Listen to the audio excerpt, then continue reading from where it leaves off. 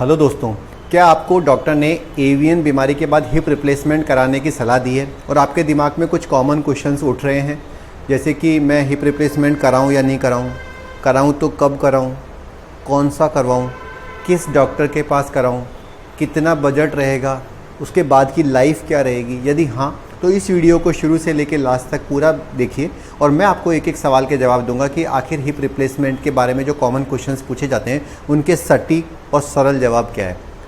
नमस्ते दोस्तों, मेरा नाम डॉक्टर नवीन शर्मा है और मैं सीनियर कंसल्टेंट हूं अपोलो हॉस्पिटल जयपुर में और एडवांस हॉस्पिटल जयपुर में।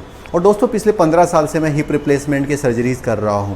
इस दौरान मैंने पूरा उतार चढ़ाव देखा है, किस तरह टेक्नोलॉजी इंप्रूव हुई, किस तरह day by day better quality के इम्प्लांट आते जा रहे हैं और किस तरह पेशेंट्स की लाइफ को ये ऑपरेशन सुगम बना रहा है, ये मैं डेली ही देख रहा हूँ। यही वजह है कि आज हिप रिप्लेसमेंट कोई बहुत बड़ी सर्जरी नहीं रह गई है दोस्तों। हर महीने सैकड़ों लोग आकर हमारे यहाँ हिप रिप्लेसमेंट सर्जरी करवाते हैं और बहुत ही खुशी और सुखाल वाला जीवन वो जी पाते हैं। तो आइए हम आपको बताते हैं कि हिप रिप्लेसमेंट की क्या कॉमन प्रॉब्लम्स है जो पेशेंट मुझे आके बताते हैं। दोस्तों, हिप रिप्लेसमेंट सबसे पहले हम जानेंगे कि क्यों करवाना पड़ता है। दोस्तों, कूला या हिप जॉइंट जो है हमारे शरीर का बहुत ही महत्वपूर्ण हिस्सा है। ये एक बॉल और सॉकेट जॉइंट है दोस्तों, यानी कि एक कप है और उसमें बॉल घूम रही है। इसकी वजह से आप चलते हो, बैठते हो, बाइक चलाते हो, जिम जाते हो, रनिंग करते हो, जॉगिंग करते हो। अब ये बॉल क्यों ख़राब हो जाती है दोस्तों? 4 प्रमुख कारण जो मैं अपने देख रहा हूँ आजकल की दिन प्रतिदिन की प्रैक्टिस में। जो सबसे प्रमुख कारण है वो दोस्तों वो है एल्कोहल इंटेक। बहुत ज़्यादा जब आप एल्कोहल कंज्यूम करते हो तो इसकी वजह से एवियन नामक बीमारी हो जाती है, एवेस्कुलर नेक्रोसिस। तो इसकी वजह से कूला ख़राब हो जाता है। जो सेकंड कारण दोस्तों मैं डे पर डे प्रैक्टिस में देखता हूँ वो होता है स्टीरॉयड इंटेक। किसी भी वजह से, जैसे कि आजकल के बच्चे जिम जाते हैं, वहाँ पर बहुत जल्दी शॉर्ट टर्म में बॉडी बनाने के लिए वो स्टीरॉयड ले लेते हैं, या फिर अनफॉर्चुनेटली आपको कोविड हो गया था और जीवन रक्षक तरीके से आपको स्टीरॉयड दिया गया, या शरीर में कोई चमड़ी की बीमारी थी और उसमें एलर्जी थी, उसके लिए आपको स्टीरॉयड दिया। किसी भी वजह से स्टीरॉयड आपको दिया जाता है और आपकी बॉडी उसको कॉप अप नहीं कर पाती, उसको सही समय पे बॉडी से नहीं निकाल पाती, तो इसकी वजह से भी एवियन हो जाता है। एक प्रमुख कारण जो है दोस्तों वो है एंकाइलोजिंग स्पॉन्डिलाइटिस। एंकाइलोजिंग स्पॉन्डिलाइटिस एक तरह की गठिया बाय जैसी बीमारी है जिसमें बॉडी में एक फैक्टर HLA-B27 पॉजिटिव होता है। ज़्यादातर ये बीमारी दोस्तों यंग लड़कों में पाई जाती है, बॉयज़ में पाई जाती है, और इसकी वजह से भी दोनों के दोनों कूल्हे ख़राब होने का और पूरी बॉडी के जाम होने का रिस्क रहता है।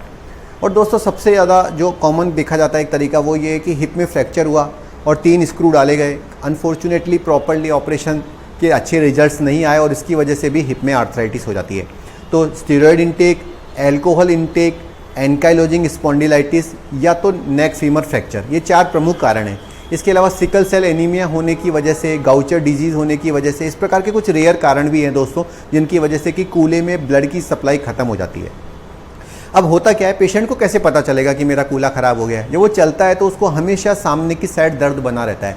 दोस्तों, मैं फिर दोहराऊंगा, पीछे की साइड दर्द नहीं होता, सामने की साइड दर्द बना रहता है और वो बार बार डॉक्टरों के पास जाता है। कई डॉक्टर कहते हैं नहीं, इसको इग्नोर कर दो, एक्सरे कराते हैं, एक्सरे में पता नहीं चलता, क्योंकि एवेस्कुलर नेक्रोसिस एक ऐसी बीमारी है कि शुरू की स्टेज में तो बिल्कुल नॉर्मल जैसी ही लगती है, तो पेशेंट इसको इग्नोर करता रहता है। लेकिन जब वो MRI कराता है दोस्तों, MRI और अगर प्रॉपर अच्छी क्वालिटी की MRI, तो 0 स्टेज में भी आपको पता चल जाएगा कि आपको एवियन हो गया है।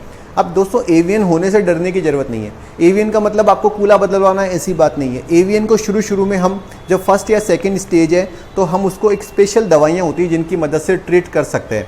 इसमें हम क्या करते हैं कि पेशेंट को खाली पेट की दवाइयाँ देते हैं, 5-6 महीने उसकी एक्टिविटीज़ को थोड़ा रेस्ट्रिक्ट करते हैं और कई बार आप एवियन को ट्रीट कर पाते हो।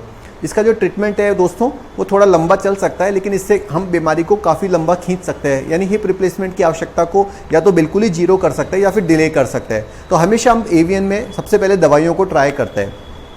इसके बाद दोस्तों एक ऑपरेशन है जिसे कहते हैं मल्टीपल ड्रिल होल सर्जरी, जिसमें बहुत सारे छेद किए जाते हैं और उसके माध्यम से ये उम्मीद की जाती है कि थोड़ा हिप का पेन कम हो जाएगा। दोस्तों, मुझे ड्रिल होल सर्जरी इतनी पर्सनली पसंद नहीं है क्योंकि मैंने देखे इतने अच्छे रिजल्ट्स उसके हैं नहीं, तो आप वो भी ट्राई कर सकते हो, मैं उसको पर्सनली इतना पसंद नहीं करता।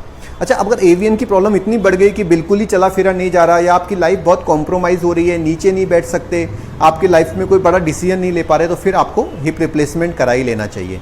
अब लोग मुझसे पूछते हैं कि चलो सर ठीक है, आप कह रहे हो तो अब हिप रिप्लेसमेंट करा ले, लेकिन आप मुझे बताइए कि सर जब मेरा नेचुरली कूल्हा नहीं चला तो ये आर्टिफिशियल कितने दिन चलेगा? क्योंकि गाँव के लोग तो बहुत डर रहे हैं कि पैर छोटा बड़ा हो जाएगा। तो दोस्तों, आर्टिफिशियल जो हिप रिप्लेसमेंट है वो काफ़ी अच्छी क्वालिटी के आजकल आ रहे हैं।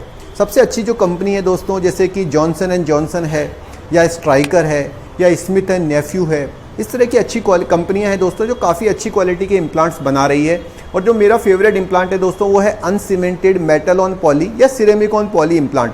तो सिरेमिक ऑन पॉली इम्प्लांट या मेटल ऑन पॉली इम्प्लांट दोस्तों अगर आप उसको सहेज के रखते हैं प्रॉपर, जैसे आपका डॉक्टर बताता है, केयर करते हैं, तो आराम से 20, 25, 30 साल भी इसने निकाले हुए हैं। तो आप इसके लिए मत डरिए कि ये 2-3 साल में ख़राब हो जाएगा। अगर ये बोन के साथ ऑस्टियो इंटीग्रेट हो जाता है, बोन इसको नेचुरली पकड़ लेती है, क्योंकि आप जो कि इम्प्लांट तो एक तरह की स्टील है, वो तो गलने वाला है नहीं, लेकिन आपकी बोन उसको नहीं छोड़ दे। जैसे आप दीवार में कील ठोकते हो, अब दीवार में कील को कभी कुछ नहीं होने वाला, लेकिन दीवार ही अगर लूज हो गई तो कील निकल जाएगी। तो अगर बोन ने उसको अच्छी तरह पकड़ लिया तो आप यकीन मानिए कि 20, 25, 30 साल आपके आराम से निकल जाएंगे। अब लोग ये पूछते हैं कि सर ये हिप रिप्लेसमेंट कैसा ऑपरेशन है, मतलब मैं इसको आज ही कराऊं या 6 महीने साल भर लेट कर लूं। दोस्तों ये कोई इमरजेंसी ऑपरेशन नहीं है, आराम से आप इसको लेट कर सकते हो। लेकिन मैं आपको ये भी बोलूँगा कि आप अपनी लाइफ को कॉम्प्रोमाइज़ भी मत करो। अगर आपको पेन किलर खाना पड़ रहा है, आप कहीं जा रहे हो, आपके मन में डाउट है कि मैं जाऊँ नहीं जाऊँ, घर पे ही बैठा रहूँ, तो लाइफस्टाइल को कॉम्प्रोमाइज़ मत करो। लेकिन हाँ, ये वैसा ऑपरेशन भी नहीं है, कई लोग डरा देते हैं कि आप भाई जल्दी से कराओ, नहीं तो पता नहीं फ्यूचर में आपको कौन सा बड़ा ऑपरेशन कराना पड़ेगा। ऐसी बात नहीं है दोस्तों, आराम से आप इसको करा सकते हो। इसमें किसी तरह की डरने की, इमरजेंसी, घबराने की बात नहीं है। और कई लोग मुझसे पूछते सर कोई चूर्ण, चटनी, दवाई बता दो जिससे कि मैं हिप रिप्लेसमेंट से बच सकूं। दोस्तों मैं आपको एग्जांपल दूंगा एंडी मरे का। एंडी मरे आज इंडिया के वर्ल्ड के नंबर 1 टेनिस प्लेयर्स में से एक हैं और इनके भी हिप में एवियन आर्थराइटिस की प्रॉब्लम हो गई थी। एंडी मरे कितना पैसा कमाते हैं, मैं आपको एक अंदाज़ा दूं कि वो वर्ल्ड के लीडिंग टेनिस प्लेयर हैं। उनकी कमाई 100-200 करोड़ से भी ज़्यादा होगी। दोस्तों आप खुद ही सोचिए, अगर चूर्ण, चटनी, दवाई, इंजेक्शन, इनसे अगर हिप का इलाज हो सकता तो क्या इतना करोड़पति आदमी, इतना मल्टी मिलियनर प्लेयर आपके हिसाब से चूर्ण चटनी नहीं यूज़ करता? नहीं, उन्होंने हिप रिप्लेसमेंट कराया है और ASR जैसा जो हिप रिप्लेसमेंट है वो उन्होंने कराया है। जो ASR हिप है दोस्तों, उसकी खास बात ये रहती है कि उसमें मोबिलिटी बहुत अच्छी रहती है। आप दोबारा से टेनिस खेल सकते हो, क्रिकेट खेल सकते हो। लेकिन ASR इंडिया में ज़्यादा पॉपुलर नहीं है क्योंकि ये देखा गया है कि ASR की लाइफ बहुत कम होती है। अब वो एक बड़े प्लेयर है, मल्टीपल सर्जरी अफोर्ड कर सकते हैं, लेकिन इंडियन पेशेंट्स की वो सिचुएशन नहीं है। इसलिए मैं आपको रिकमेंड करूंगा कि ASR सही नहीं है। लेकिन अब मैं जो एग्जांपल दे रहा हूँ, कि आप उसको समझ रहे हैं कि अगर इतना करोड़पति मल्टी मिलियनर आदमी है, सारी वर्ल्ड की रिसर्च उसके पास है, सारे रिसोर्सेज उसके पास है, और फिर भी वो हिप रिप्लेसमेंट करा रहा था, आप समझ सकते हैं कि चूर्ण, चटनी, तांत्रिक क्रिया, इंजेक्शन, दवाइयाँ ये कामयाब नहीं है। आज नहीं तो कल हिप रिप्लेसमेंट होगा ही होगा। अब लोग मुझसे पूछते हैं कि सर हिप रिप्लेसमेंट चलो करवा लिया, आपके पास आके हमने करवा लिया, अब कितने दिन मुझे बेड रेस्ट करना है? तो दोस्तों इसका आंसर है 0। कोई बेड रेस्ट नहीं होता इसमें। अगले दिन से आप चल फिर सकते हो। शुरू में आपको वॉकर यूज़ करना है, वो भी अब मैं सेफ्टी के लिए देता हूँ। आप तो पूरा वजन दे के चल सकते हो, लेकिन वॉकर इसलिए कि एक बार बोन इम्प्लांट को पकड़ ले, ऑस्टियो इंटीग्रेशन हो गया, फिर कोई चिंता की बात नहीं है। तो ऑस्टियो इंटीग्रेशन होने के बाद आप आराम से चलो फिरो, 5 किलोमीटर, 10 किलोमीटर। कई लोग ये पूछते हैं कि सर वजन कितना उठा सकते हैं? मैं तो खेती करता हूँ, गांव में हूँ, मजदूर हूँ, मेरा हिप खराब हो गया, मेरे तो ऐसा लग रहा है जीवन अंधकार में हो गया कि कैसे मैं आगे कितना किलो वजन उठा सकता हूँ। दोस्तों आप चाहे 40 किलो वजन उठाओ, 50 किलो उठाओ, 100 किलो उठाओ, जो आपकी क्षमता है उठाओ। हिप रिप्लेसमेंट आपको कभी रेस्ट्रिक्ट नहीं करेगा कि आप कितना वजन उठा सकते हो। मेरे साइड से आप फ्री रहोगे। अब अगला सवाल ये पूछते हैं दोस्तों कि ऑपरेशन कराने के बाद डॉक्टर साहब आपके पास कितनी बार आना पड़ेगा? मैं कहूँगा 0। एक बार आपने मुझसे ऑपरेशन करा लिया, लाइफ में कभी आपको मेरे पास आने की ज़रूरत नहीं है, ताकि आप अपने आस पड़ोस में किसी भी कंपाउंडर से निकलवा लेना। दोबारा आपको मेरे पास आने की ज़रूरत ही नहीं पड़ेगी। दोस्तों एक और सवाल मुझसे पूछा जाता है कि सर आजकल बहुत बड़ी बड़ी टेक्नोलॉजी आ रही है, PIS, CIS, MIS, TIS, ये सब क्या है? दोस्तों MIS की फुल फॉर्म है मिनिमल इन्वेजिव सर्जरी, यानी कि अगर बड़ा कट लग रहा है उसकी जगह छोटा कट लग गया, पोस्टीरियर अप्रोच है उसकी जगह एंटीरियर अप्रोच हो गई। दोस्तों बहुत सारे तरीके हैं जिससे एक काम को किया जा सकता है, लेकिन अप्रोच चेंज होने से ऐसी कोई वर्ल्ड में आज तक स्टडी साइंटिफिक प्रूव नहीं हो पाई कि भाई अगर आप पोस्टीरियर की जगह एंटीरियर जा रहे हो तो कोई फ़र्क पड़ता है। तो रिजल्ट वाइज तो कोई फ़र्क पड़ता नहीं है। बाकी आपका शौक है, आप जो चाहें उतना करा सकते हैं। मेरे को पर्सनली पोस्टीरियर अप्रोच पसंद है और भगवान की दया से 15 साल 20 साल से कर रहा हूँ, किसी को कोई दिक्कत आई नहीं है। सबसे ज़्यादा अगर दुनिया में 90% जो हिप होते हैं वो पोस्टीरियर अप्रोच से किए जाते हैं, किसी को कोई दिक्कत नहीं आती है। तो मेरे हिसाब से MIS की ऐसी कोई खास रोल नहीं है। कई लोग कहते हैं कि सर ड्यूअल मोबिलिटी एक हिप आया है, वो क्या होता है?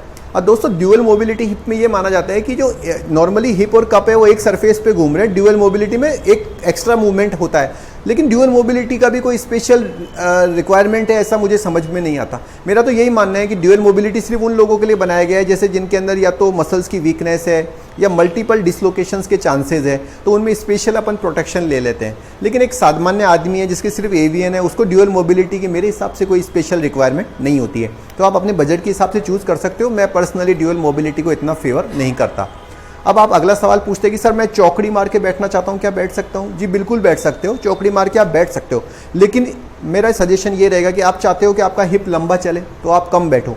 जितना आप चौकड़ी मारोगे उससे रिस्क ये रहता है कि उस डिसलोकेट हो सकता है या बोन से लूज हो सकता है। मैं आपको एग्जांपल दूंगा, जैसे कोई कारों का विज्ञापन आता है, अब देखा दोस्तों अपने कारों के या बाइक के विज्ञापन में पहाड़ों से बाइक को कुदा रहे हैं, पहाड़ों पे कार जा रही है, जीप जा रही है, लेकिन क्या आप घर पे अगर आप जीप खरीद के लाओगे तो पहाड़ों पे उसको लेके जाओगे? क्या आप उसको नदी में कुदाओगे? नहीं। वो सब चीज़ें विज्ञापन में अच्छी लगती है। इसी प्रकार से जब आपको हिप लगाया जा रहा है तो आप उसको जितना सहेज के रखोगे उतना लंबा चलेगा। आप नीचे बैठो, इमरजेंसी हो गई कहीं तो आप बैठ सकते हो, लेकिन मेरा सजेशन है अवॉइड करना। ज़्यादा आप नीचे नीचे बैठने को अवॉइड करोगे तो और ज़्यादा लंबा चलेगा। बाकी आपकी चॉइस है, इमरजेंसी कहीं हो गई तो आप नीचे बैठ सकते हो। तो दोस्तों ये संक्षिप्त में जानकारी थी हिप जॉइंट के एक एक पहलू के बारे में। कई लोग मुझसे पूछते हैं सर कितने का होगा, 3 लाख, 4 लाख, 5 लाख, अलग अलग तरह का खर्चा बताया जा रहा है। दोस्तों खर्चा 3 बातों पे डिपेंड करेगा। पहले तो आपका सर्जन कितना सीनियर है।